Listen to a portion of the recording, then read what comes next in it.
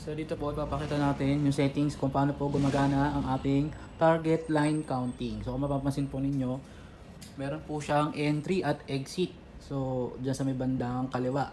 So ganito po yung pinaka-settings niyan.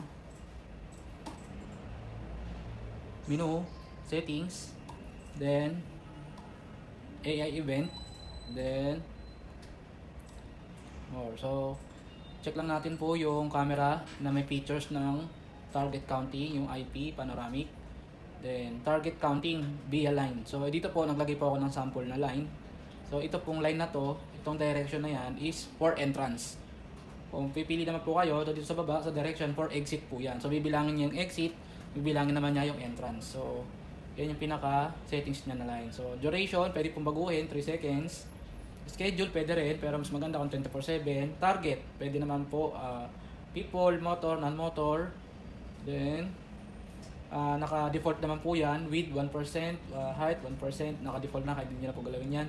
Then target detection, people, depende po, motor o sasakyan. So dito po, ano natin, testingin natin yung kanyang pang-entrance. So dito po, mababago yan pagka tinesting po natin at lumagpas tayo dito sa line. So apply lang natin. Then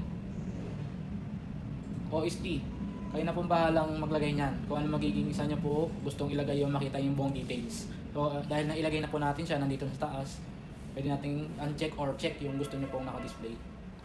Okay, then check po natin kung magti-trigger ang kanyang counting. So click lang po natin to, target detection.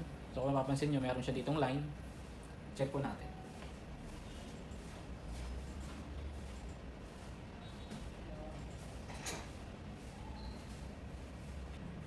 May pumasok po na detection.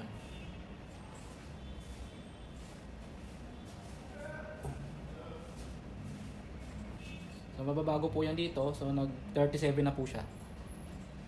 Yan. Tapos detection po via line, makikita po ninyo. Yan yung pinaka details ng ating target counting via line, entrance and exit.